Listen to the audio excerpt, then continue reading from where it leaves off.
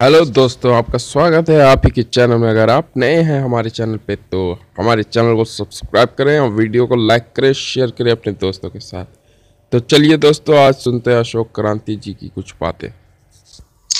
साथियों नमस्कार। बहुत सारे साथियों के फ़ोन आए, व्हाट्सएप किया कि कल 23 जनवरी को जो मुलाकात होनी थी उसका क्या हुआ।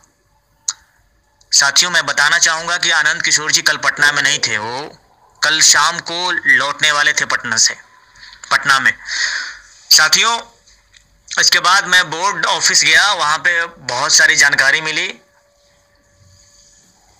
अब जो बात चल रही है, जो सरकार डिसीजन लेने जा रही है कि हो ना हो इनवैलिड का रिजल्ट जारी किया जाएगा। इस पर मैं कंफर्म नहीं कह रहा हूं, लेकिन ये विचार चल रहा है। पहले भी मैंने कहा था कि 3 जनवरी को जो आंदोलन हुआ था उसका बहुत बड़ा प्रभाव पड़ा है सरकार पे। सरकार को यह मालूम हो गया कि अभ्यर्थी जो हैं वो रुकने वाले, मानने वाले नहीं है। और उसमें आप लोग के लिए जो फायदेमंद रहा बक्सर की घटना, तो सरकार अपनी स्थितियां, अपना आकलन भी करने लगी है कि क्या परिस्थितियां बन रही है। इसलिए साथियों 2 बातें अहम उभर करके आई। जो लगभग मैं कल 3 घंटे बोर्ड ऑफिस में था, 2:30 बजे से लेकर के और 5 बजे तक। इन बाबत हमारी बात एग्जामिनेशन कंट्रोलर से भी हुई, और जो कंप्यूटर सेक्शन होता है जो रिजल्ट जारी करता है, या फिर जो त्रुटियां हो जाती है, जिन कंपनी को हायर किया हुआ है उसके एक पदाधिकारी से भी बात हुई। उसमें बातें साफ साफ कुछ चीजें उभर करके आ रही हैं कि सरकार पे बहुत बड़ा दबाव बना हुआ है। सरकार ने जो एक प्ली लिया था कि गलत क्वेश्चन का मार्क्स नहीं देना हमारी मजबूरी है, क्योंकि ये हाई कोर्ट का ऑर्डर है। उर्दू टेट में हमने मार्क्स दे दिया था, फिर वापस करवाया हाई कोर्ट ने। इस बाबत उसका दूसरा अल्टरनेट ऑप्शन ये है कि क्वालिफाइंग परसेंटेज कम किया जा सकता है, और इस पे विचार चल रहा है। इसलिए साथियों जो 2 नंबर 4 नंबर से फेल हैं, 5 नंबर से, उनके लिए एक अच्छी खबर आ रही है, जो आंतरिक सूत्रों से पता चला है कि क्वालिफाइंग परसेंटेज में कमी किया जा सकता है। इससे जो 5 नंबर 7 नंबर तक वाले साथी फेल हैं उनको फायदा मिलेगा, और इनवैलिड का रिजल्ट जब संशोधित रिजल्ट जारी होगा उनके साथ जारी किया जा सकता है।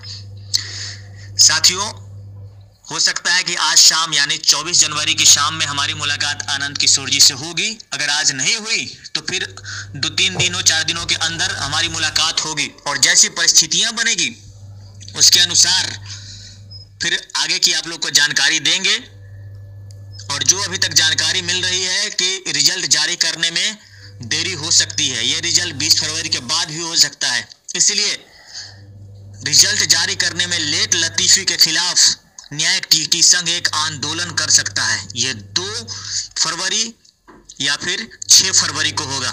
इसी दोनों डेट में से आप लोग को जानकारी दी जाएगी आनंद किशोर जी से मिलने के बाद जो परिस्थितियां बनेगी। इसलिए साथियों आप लोग तैयार रहें, ये लड़ाई आपकी है। आपके लिए न्यायिक टीटी संघ और अशोक क्रांति लड़ाई लड़ रहा है।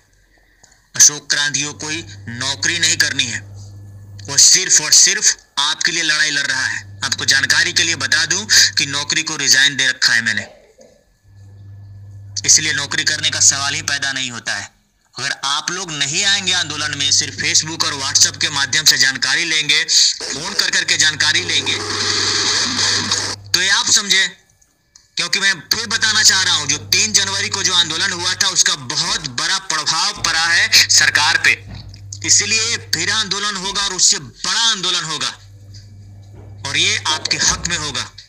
इसलिए आप लोग जब भी आंदोलन का ऐलान हो आप लोग जरूर पहुंचे। आप लोग को जानकारी बहुत जल्द दी जाएगी, क्योंकि सरकार जानबूझ करके लेट लतीफ कर रही है, काम को क्लियर नहीं कर रही है, मनमाने ढंग से बोर्ड काम कर रही है।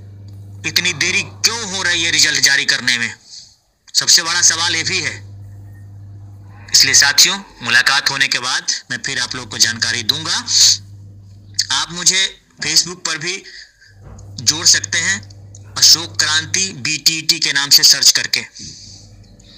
और मेरा व्हाट्सएप और मोबाइल नंबर है 9470255684। मैं आपका साथी अशोक क्रांति, अध्यक्ष न्यायिक TT संघ। धन्यवाद।